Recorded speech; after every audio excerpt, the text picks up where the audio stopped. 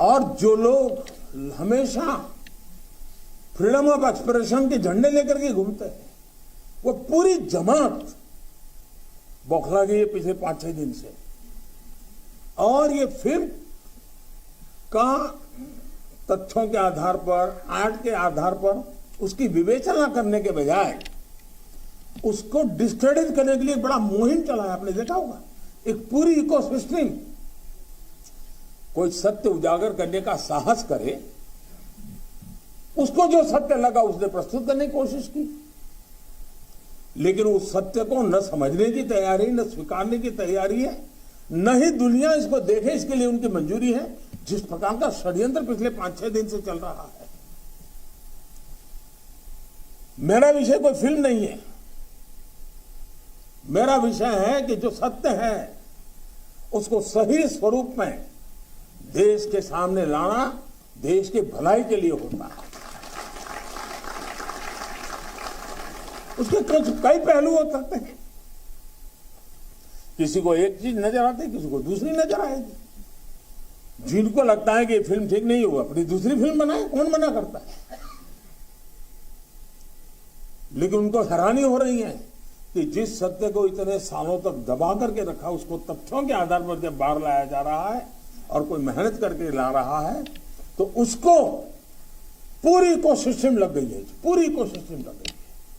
और ऐसे समय जो सत्य के लिए जीने वाले लोग हैं, उन्होंने सत्य के खातिर खड़े होना उनकी जिम्मेवारी होती है।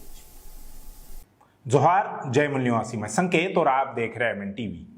अभी मोन्टाज में जो आपने प्रधानमंत्री नरेंद्र मोदी जी का एक वीडियो देखा, वह असल में द कश्मीर फाइल्स इस फिल्म को प्रोपोगेट करने के लिए था। इसमें प्रधानमंत्री नरेंद्र मोदी जी कह रहे हैं कि फिल्म जो है वो सत्यता को दिखाने का एक साधन है। अगर किसी को द कश्मीर फाइल्स इस फिल्म पर आपत्ति है तो उन्होंने अपनी दूसरी खुद की फिल्म बनानी चाहिए। किसने रोका है? मगर सत्य को दबाने का षड्यंत्र पिछले 5-6 दिनों से चल रहा है। यह मोदी जी के अनेक हिपोक्रेसीज में से एक हिपोक्रेसी है, क्योंकि एक तरफ मोदी जी द कश्मीर फाइल्स जैसी प्रोपोगेंडा वाली फिल्म को सत्य बता रहे हैं, उसे सच मान रहे हैं या सच मानकर प्रचार कर रहे हैं, और वहीं दूसरी ओर बीबीसी द्वारा बनाई गई डॉक्यूमेंट्री को प्रोपोगेंडा बता रहे हैं। अगर मोदी जी को बीबीसी की डॉक्यूमेंट्री पर आपत्ति थी तो उन्होंने अपनी अलग से एक खुद की डॉक्यूमेंट्री बनानी चाहिए थी और जो सत्य है वो लोगों के सामने रखना चाहिए था। मगर उन्होंने बीबीसी की डॉक्यूमेंट्री पर भारत में बैन लगा दिया है। बीबीसी की एक documentary India the Modi question, जिसे भारत सरकार ने यूट्यूब व ट्विटर से कहकर भारत से हटा दिया है। अब आप इसे नहीं देख सकते या उस रिपोर्ट को भारत में नहीं पढ़ सकते। भारत सरकार की ओर से उसे प्रोपोगेंडा बताया गया है। यह डॉक्यूमेंट्री भारत के प्रधानमंत्री नरेंद्र मोदी और देश के मुस्लिम अल्पसंख्यकों के बीच तनाव की स्थिति होने की बात करती है। साथ ही 2002 में फरवरी और मार्च के महीनों में गुजरात में बड़े पैमाने पर भड़की सांप्रदायिक हिंसा में उनकी भूमिका के संबंध में जांच के दावों पर बात करती है। इन दंगों में 1000 से अधिक लोग मारे गए थे। हिंसा इस घटना के बाद भड़की थी जिसमें 27 फरवरी 2002 को कार सेवकों को ले जा रही एक ट्रेन में गोधरा में आग लग गई थी, जिसमें 59 लोगों की मौत हो गई थी। भले ही आप इस डॉक्यूमेंट्री को यानी बीबीसी की डॉक्यूमेंट्री को नहीं देख सकते, पर हम आपको मीडिया रिपोर्ट्स के हवाले वह सारी बातें बताएंगे जो उसमें दिखाई गई है। 2005 में संसद को सूचित किया गया था कि उसके बाद हुई हिंसा में 790 मुस्लिम, 254 हिंदू मारे गए थे, 223 लोग लापता थे और 2500 लोग घायल हो गए थे। मंगलवार शाम BBC 2 पर ब्रिटेन में प्रसारित हुई एक नई सीरीज के पहले एपिसोड में ब्रिटेन सरकार की एक रिपोर्ट, जिसे पहले प्रतिबंधित कर दिया गया था, जो अब तक न कभी प्रकाशित हुई थी और न ही सामने आई थी, उसको विस्तार से दिखाया गया है। डॉक्यूमेंट्री में रिपोर्ट के तस्वीरों की एक श्रृंखला है और एक बयान में जांच रिपोर्ट कहती है कि नरेंद्र मोदी सीधे तौर पर जिम्मेदार है। यह घटनाओं की श्रृंखला का हिंसा के व्यवस्थित अभियान के रूप में उल्लेख करती है, जिसमें जातीय सफाई के सभी संकेत है। यह रिपोर्ट गुजरात के घटनाक्रम से चिंतित यूके सरकार द्वारा गठित एक जांच का परिणाम है।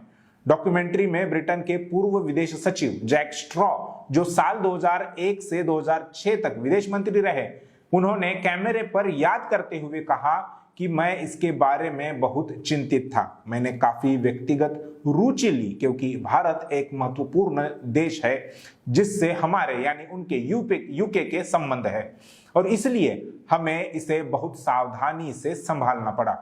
उन्होंने आगे कहा कि हमने एक जांच गठित की और एक टीम को गुजरात जाकर खुद पता लगाना था कि वहां क्या हुआ था। उन्होंने बहुत गहन रिपोर्ट तैयार की। जांच दल द्वारा यूके के सरकार को दी गई रिपोर्ट में उल्लेख किया गया है कि हिंसा का दायरा जितना रिपोर्ट किया गया है उसकी तुलना में बहुत अधिक था और मुस्लिम महिलाओं का व्यापक एवं योजनाबद्ध तरीके से बलात्कार किया गया क्योंकि हिंसा राजनीतिक रूप से प्रेरित थी। इसमें आगे कहा गया है कि दंगों का उद्देश्य मुसलमानों का हिंदू क्षेत्रों से सफाया करना था। डॉक्यूमेंट्री में आरोप लगाया है कि निस्संदेह यह मोदी की तरफ से ही हुआ है। डॉक्यूमेंट्री में एक ब्रिटिश राजनयिक ने अपनी पहचान जाहिर न करते हुए कहा है कि हिंसा के दौरान कम से कम 2000 लोगों की हत्या कर दी गई थी, जिनमें से अधिकांश मुस्लिम थे। हमने इसे एक नरसंहार के रूप में वर्णित किया है। उस रिपोर्ट में पेश किया है कि मुस्लिम समुदाय को निशाना बनाने का जानबूझकर और राजनीतिक रूप से संचालित एक प्रयास था। इसमें राष्ट्रीय स्वयंसेवक संघ यानी आरएसएस से संबंधित विश्व हिंदू परिषद वीएचपी का भी रिपोर्ट में उल्लेख है। पूर्व राजनयिक ने कहा कि हिंसा व्यापक रूप से एक चरमपंथी हिंदू राष्ट्रवादी समूह विहिंप द्वारा आयोजित की गई थी। रिपोर्ट कहती है कि विहिंप और उसके सहयोगी राज्य सरकार द्वारा बनाए गए दंड मुक्त के माहौल के बिना इतना नुकसान नहीं कर सकते थे। डॉक्यूमेंट्री में आरोप लगाया है कि दंड मुक्ति के भाव ने हिंसा के लिए माहौल तैयार किया। पूर्व ब्रिटिश विदेश सचिव स्ट्रॉ ने बीबीसी को बताया कि बहुत गंभीर दावे किए गए थे कि उस वक्त के मुख्यमंत्री नरेंद्र मोदी ने पुलिस को वापस बुलाने और हिंदू चरमपंथियों को मौन रूप से प्रोत्साहित करने में काफी सक्रिय भूमिका निभाई थी। उनका कहना है कि मोदी के खिलाफ ये आरोप चौंकाने वाले थे और पुलिस को समुदायों की रक्षा करने के काम से रोककर विशेष तौर पर राजनीतिक संलिप्तता का एक जबरदस्त उदाहरण पेश किया। उन्होंने आगे स्वीकार किया कि एक मंत्री के रूप में उनके पास काफी सीमित विकल्प थे। ये बात नरेंद्र मोदी जी ने कबूल की। हम भारत के साथ राजनीतिक संबंध तोड़ने नहीं जा रहे थे, लेकिन जाहिर तौर पर यह उनकी प्रतिष्ठा पर दाग था। 2002 के दंगों के बाद ब्रिटिश सरकार ने मोदी द्वारा रक्तपात को न रोकने के दावों के आधार पर उनका राजनयिक बहिष्कार किया था। यह अक्टूबर 2012 में समाप्त हुआ। बीबीसी के अनुसार उसी दौरान यूरोपीय संघ द्वारा भी एक जांच गठित की गई थी जिसने मामले की पड़ताल की। इसने कथित तौर पर पाया कि मंत्रियों ने हिंसा में सक्रिय भागीदारी की और वरिष्ठ पुलिस अधिकारियों को निर्देश दिया गया कि वे दंगे में हस्तक्षेप ना करें। हिंसा पर मोदी का इंटरव्यू करने वाली बीबीसी की जिल मैकगिवरिंग कहती है कि नरेंद्र मोदी बहुत मीडिया फ्रेंडली नहीं है। उन्हें इंटरव्यू के लिए राजी करना बहुत ही मुश्किल साबित हुआ। उन्होंने मुझ पर एक बहुत ही करिश्माई, बहुत ही शक्तिशाली और काफी खतरनाक व्यक्ति के तौर पर प्रभाव छोड़ा। बार बार हिंसा और गुजरात की उथल पुथल के बारे में उनके सवाल पर मोदी को यह जवाब देते हुए देखा जा सकता है, उस डॉक्यूमेंट्री में देखा जा सकता है कि वो कहते हैं कि मुझे लगता है कि पहले आपको अपनी जानकारी ठीक करनी चाहिए। राज्य में बहुत शांति है। राज्य में कथित तौर पर कानून व्यवस्था को ठीक से नहीं संभालने के सवाल पर उन्होंने कहा कि यह पूरी तरह से गुमराह करने वाली जानकारी है और मैं आपके विश्लेषण से सहमत नहीं हूं। आप अंग्रेजों को हमें मानवाधिकार का उपदेश नहीं देना चाहिए, हमें ह्यूमन राइट्स पर ज्ञान नहीं देना चाहिए।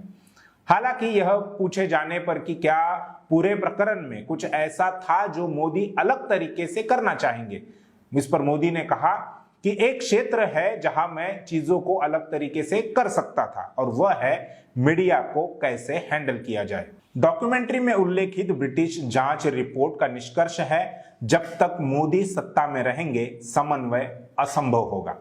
BBC 2 डॉक्यूमेंट्री अभी भारत में देखने के लिए उपलब्ध नहीं। उल्लेखनीय है कि बीते साल जून में भारत की शीर्ष अदालत ने कहा था कि गुजरात दंगों के पीछे कोई बड़ी साजिश नहीं थी। शीर्ष अदालत यानी सर्वोच्च न्यायालय ने विशेष जांच दल यानी SIT द्वारा मोदी को दी गई क्लीन चिट के खिलाफ पूर्व सांसद एहसान जाफरी की पत्नी जाकिया जाफरी की याचिका को खारिज कर दिया था। सुप्रीम कोर्ट ने यह भी कहा था कि उच्चतम स्तर पर बड़ी आपराधिक साजिश के आरोप ताश के पत्तों की तरह ढह गए हैं, उसमें कोई बल नहीं है। यानी अब यहां पर देश की सर्वोच्च अदालत की ईमानदारी भी शंकाओं के घेरे में आ गई है। सर्वोच्च अदालत को चाहिए था कि वह मामले की निष्पक्षता से जांच करे, वह न्याय देने का कार्य करे, लेकिन अदालत ने ऐसा नहीं किया। यह बात अब BBC की डॉक्यूमेंट्री आने के बाद दावे से कही जा सकती है। लेकिन एक सवाल यह भी है कि BBC के पास ये सारे दस्तावेज पहले से होने के बाद भी उसे प्रकाशित करने में उन्होंने इतना समय क्यों लगाया? क्या इसी सवाल को दूसरे शब्दों में अगर कहें तो BBC ने यह डॉक्यूमेंट्री अभी क्यों प्रकाशित की? क्या उसके पीछे कोई इंटरनेशनल पॉलिटिक्स है?